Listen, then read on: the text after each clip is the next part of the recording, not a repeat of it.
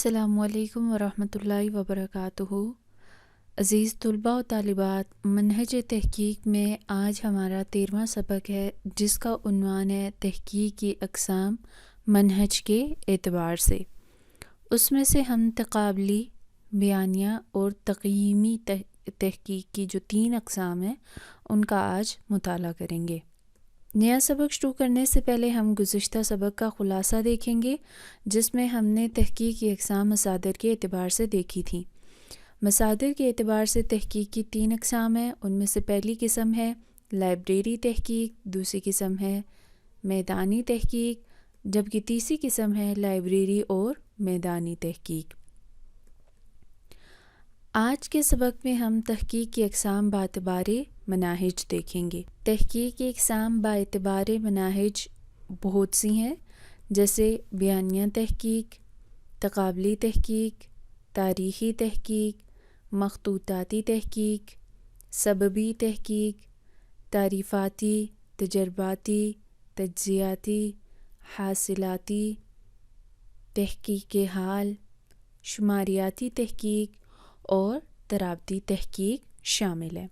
یعنی تحقیق کی اقسام باعتبار مناہج ٹوٹل 12 ہیں۔ آج کے سبق میں ہم تحقیق کی 3 اقسام دیکھیں گے۔ ان میں سے پہلی ہے تقابلی تحقیق، دوسری ہے بیانیہ تحقیق اور تیسری ہے تقییمی تحقیق۔ سب سے پہلے ہم دیکھتے ہیں تقابلی تحقیق۔ تقابلی تحقیق کی تعریف دیکھنے سے قبل ہم مثال کے ذریعے تقابل کو سمجھ لیتے ہیں کہ تقابل سے کیا مراد ہے۔ جیسے ہم مارکیٹ میں جاتے ہیں اور ایک ہی نوعیت کی 2 مختلف اشیاء ہوں تو ہم ان کا موازنہ کرتے ہیں، یعنی جائزہ لیتے ہیں کہ ان میں سے بہتر کون سی ہے۔ مثال کے طور پر ہم مارکیٹ میں جائیں، وہاں پر موبائل فون دیکھ لیں یا پھر لیپ ٹاپ دیکھ لیں۔ اب وہ لیپ ٹاپ یا موبائل مختلف ورژنز ہو سکتی ہیں ان کے۔ اب ہم ان کے درمیان موازنہ کرتے ہیں اور یہ جاننے کی کوشش کرتے ہیں کہ ان میں سے بہتر کون سا ہے، یا پھر یہ جاننے کی کوشش کرتے ہیں کہ جو پرانا ماڈل ہے اس میں اور نئے ماڈل میں کون کون سی تبدیلیاں رونما ہوئی ہیں، اور پرانے کی نسبت نئے ماڈل میں کون کون سی نئی خصوصیات شامل کی گئی ہیں۔ اسی طرح ایک ہی فن کے اگر مختلف کتب ہوں، جیسے تفاسیر کی کتب ہیں، تو ہم ان کے درمیان بھی موازنہ کرتے ہیں اور یہ جانچنے کی کوشش کرتے ہیں کہ دونوں تفاسیر میں کون سی چیزیں مختلف ہیں اور کون سی چیزیں ایک جیسی ہیں۔ اب ہم دیکھیں گے کہ تقابلی تحقیق سے مراد کیا ہے۔ تقابلی تحقیق میں کوئی بھی 2 مختلف قسم کی اشیاء کے درمیان تقابل کیا جاتا ہے، موازنہ کیا جاتا ہے، لیکن اس میں ایک شرط ہے کہ دونوں ایک ہی صفت کے ہوں۔ یعنی ایسا نہیں ہے کہ ہم ایک طرف تو کوئی تفسیر کی کتب رکھ رہے ہیں اور دوسری طرف ہم کوئی انگریزی کی کتابیں رکھ لیں، تو ان دونوں کے درمیان موازنہ ممکن نہیں ہے۔ اب کتابیں دونوں ایک ہی صفت کی تو ہیں، لیکن وہ دونوں ایک ہی فن کی بھی ہونی چاہیے۔ اب مثال کے طور پر لے لیں، جیسے کتاب کا کتاب کے ساتھ موازنہ تو ہوگا، لیکن وہ ایک ہی فن کی ہونا ضروری ہے۔ اسی طرح ایک شخص کا دوسرے شخص کے ساتھ، پھر اسی طرح کسی ایک علاقے کا دوسرے علاقے کے ساتھ موازنہ کرنا۔ تو یہ بیسیکلی تقابلی تحقیق کی تعریف ہے، یعنی اس میں 2 مختلف قسم کی اشیاء کے درمیان موازنہ کیا جاتا ہے اور یہ جانچنے کی کوشش کی جاتی ہے کہ ان دونوں میں سے بہتر کون سی ہے، یا پھر دونوں میں کیا کیا مختلف اور کون کون سی چیزیں ایک جیسی ہیں۔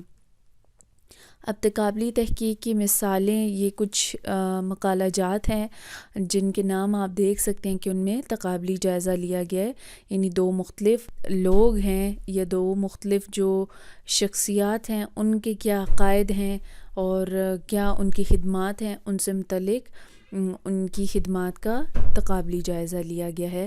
اسی طرح تحقیق حدیث میں شیخ البانی اور حافظ زبیر علی زئی کے معیارات کا تقابلی جائزہ، یعنی اب یہ دونوں حدیث کے میدان میں ان کی جو خدمات ہیں ان کا جائزہ لیا جائے گا۔ اب یہاں پر ایک چیز جو زیادہ غور طلب ہے وہ یہ کہ اب جیسے ہم نے 2 شخصیات تو لے لی، لیکن دونوں شخصیات کا ایک ہی فن سے متعلق ہونا ضروری ہے۔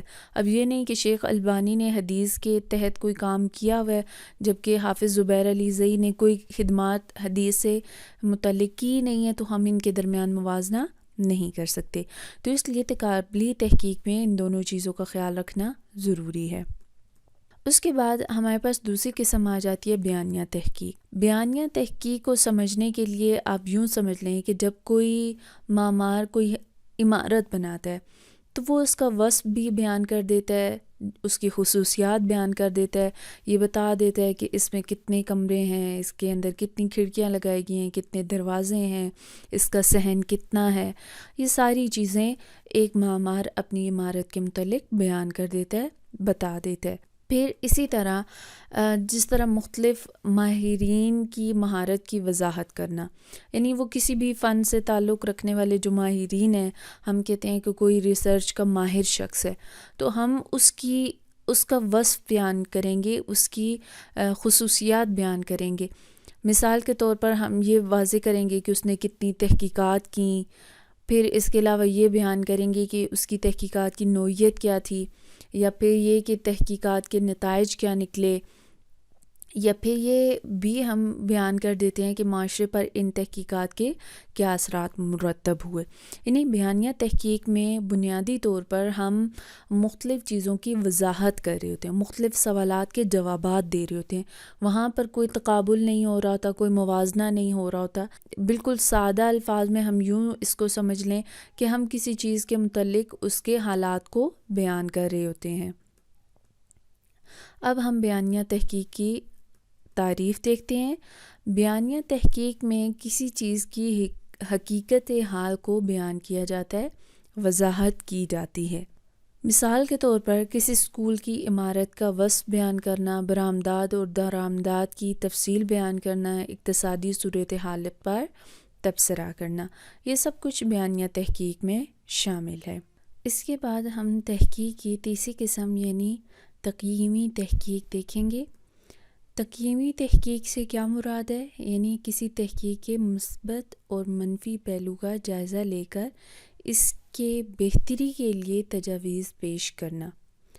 یعنی یہ کہ ہم کسی بھی موضوع کو جب اپنے ہاتھ میں لیتے ہیں، اس کے مثبت پہلو کو بھی دیکھا جاتا ہے، اس کے منفی پہلو کو بھی دیکھا جاتا ہے، پھر اس کے بعد یہ تجویز کیا جاتا ہے کہ ہم اس کو بہتر کیسے کر سکتے ہیں۔ مثال کے طور پر ہم تعلیم لے لیتے ہیں، یا پھر معیشیت لے لیں، زراعت لے لیں، یا صنعت کے حوالے سے تعلیم کو مثال کے طور پر لے لیں۔ یعنی تعلیمی نصاب کو دیکھا جائے، یا پھر تعلیم کے متعلق جو مختلف مسائل سامنے آتے ہیں، پھر ان مسائل کی وجوہات کو دیکھا جائے، پھر تعلیم کے نصاب کا جو مثبت پہلو ہے اس کو دیکھا جائے، پھر منفی پہلو کو دیکھا جائے، پھر ان کے لیے جو بہتری کیسے لائی جا سکتی ہے اس کے لیے جو تجاویز پیش کی جائیں گی وہ تقییمی تحقیق کہلائے گی۔ اسی طرح زراعت کو اگر دیکھا جائے تو زراعت میں بھی یہی چیز ہے کہ زراعت کے پیشے میں یہ دیکھا جائے گا کہ اس سال گندم کی پیداوار کم کیوں ہوئی ہے، یا پھر یہ کہ اس گندم کے لیے جس کھاد کا استعمال کیا جا رہا ہے اس کھاد کی مثبت پہلوؤں کو بھی دیکھا جائے گا، پھر منفی پہلوؤں کو بھی دیکھا جائے گا۔ یعنی اس کھاد کے استعمال سے ہمیں کیا کیا فائدہ ہوا زراعت کے میدان میں اور کیا کیا نقصان ہوا۔ پھر اس کے بعد یہ تجویز پیش کی جائے گی کہ ہم مزید اس کھاد کو کس طرح سے بہتر کر سکتے ہیں۔ اسی طرح صنعت کے حوالے سے کہ صنعتی میدان میں بھی یہ دیکھا جائے گا کہ کون سی چیزیں ترقی کا باعث بن رہی ہیں، کون سی چیزیں زوال کا باعث بن رہی ہیں، پھر دونوں کا موازنہ کر کے پھر جو بہتر صورتحال ہوگی اس کو سامنے لایا جائے گا، تو اس کو تقییمی تحقیق کہا جاتا ہے۔ خلاصہ، آج کے سبق میں ہم نے منہج کے اعتبار سے تحقیق کی 3 اقسام دیکھی ہیں۔ سب سے پہلے تقابلی تحقیق، جس کی میں نے وضاحت کر دی کہ تقابلی تحقیق میں دو چیزوں کے درمیان موازنہ کیا جاتا ہے، دو چیزوں کے درمیان تقابل کیا جاتا ہے، لیکن یہاں یہ بات یاد رکھنا ضروری ہے کہ وہ دونوں ایک ہی صفت کے ہوں، یعنی دونوں ایک ہی فن سے، اگر کسی کتاب کا ہم دو کتابوں کا موازنہ کریں تو وہ دونوں کتابیں ایک ہی مضمون سے متعلق ہوں، اور اگر کسی دوسری چیز کا موازنہ کیا جا رہا ہے، فرض کریں ہم دو کمپیوٹرز کا آپس میں موازنہ کریں، دو موبائل کا آپس میں موازنہ کریں، تو ایسا نہیں ہے کہ ہم موبائل اور کمپیوٹر کا آپس میں موازنہ کرنا شروع کر دیں، کیونکہ یہ دو مختلف چیزیں ہیں، دونوں کے الگ الگ فیچرز ہیں، تو ان میں تو ظاہری بات ہے ہمیں تضاد سامنے نظر آئے گا۔ تو اس لیے تقابلی تحقیق میں جب ہم تحقیق کریں گے تو یہ یاد رکھیں کہ دونوں ایک ہی فن سے متعلق ہوں۔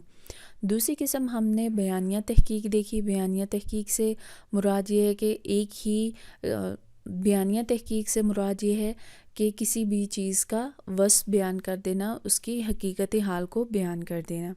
پھر اس کے بعد تیسری قسم ہم نے دیکھی تھی تقییمی تحقیق۔ تقییمی تحقیق سے مراد یہ ہے کہ کسی بھی چیز کا جائزہ لے کر اس کے مثبت اور منفی پہلوؤں کو دیکھتے ہوئے بہتری کی تجویز دینا، وہ تقییمی تحقیق میں ہوگا۔ لیکن یہ یاد رکھیں کہ تقییمی تحقیق میں بیانیہ تحقیق کا ہونا ضروری ہے، یعنی اب جب ہم کسی چیز کی بہتری کے لیے تجاویز دینے لگیں تو اس سے پہلے ضروری ہے کہ ہم اس کا وصف بھی بیان کر دیں، اس کے بعد ہم اس کا جائزہ لیں گے اور پھر اس کے بعد جو تجاویز ہوں گی ان کو ہم آپ کے سامنے پیش کریں گے۔ آج کے سبق میں ہم نے تحقیقی اقسام منہج کے اعتبار سے دیکھی۔ امید ہے کہ آپ کو سبق اچھے سے سمجھ آ گیا ہوگا۔ آج کے لیے اتنا ہی کافی ہے۔ السلام علیکم ورحمۃ اللہ وبرکاتہ۔